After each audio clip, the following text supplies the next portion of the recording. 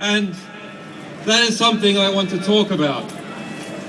What can we do with our values? What can we do at all in relation to this war? Because the reality is Margaret Thatcher had it right. There is no society anymore.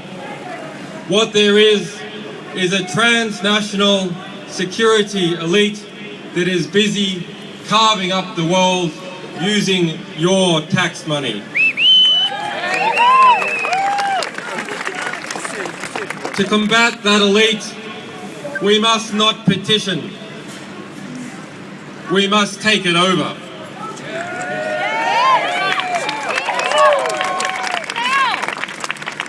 We must form our own networks of strength and mutual value, which can challenge those strengths and self-interested values of the warmongers in this country and in others that have formed hand in hand an alliance to take money from the United States, from every NATO country, from Australia, and launder it through Afghanistan, launder it through Iraq, launder it through Somalia, launder it through Yemen, launder it through Pakistan, and wash that money in people's blood.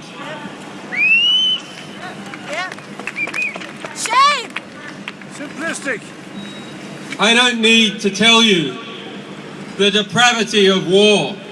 You are all too familiar with its images, with the refugees of war, with information that we have revealed showing the everyday squalor and barbarity of war.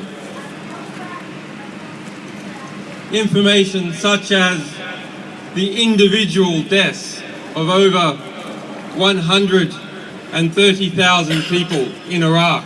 Individual deaths that were kept secret by the US military, who denied that they ever counted the deaths of civilians.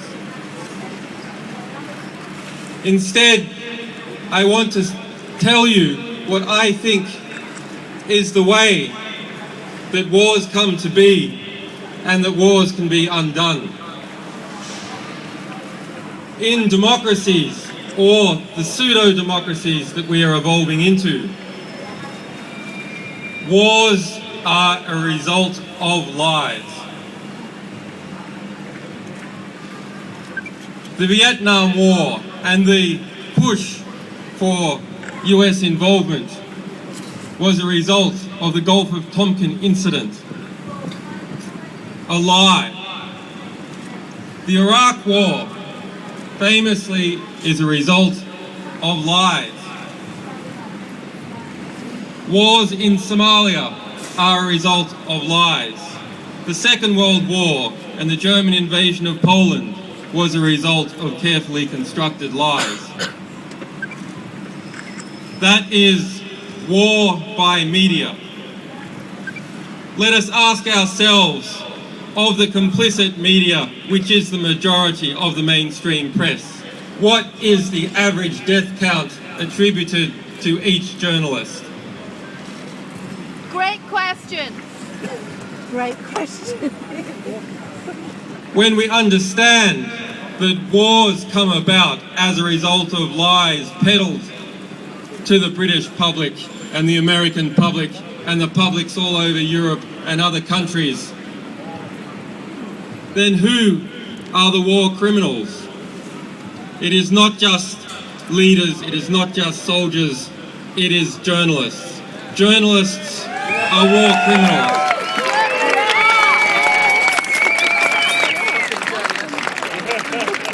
And why one might think that that should lead us to a state of despair, that the reality that is constructed around us is constructed by liars, is constructed by people who are close to those that they are meant to be policing.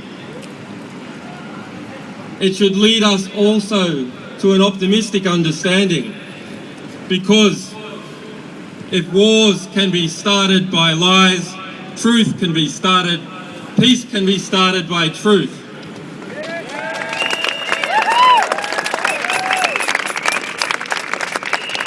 So that is our task, and it is your task. Go and get the truth. Get into the ballpark and get the ball, and give it to us, and we'll spread it all over the world. Yay!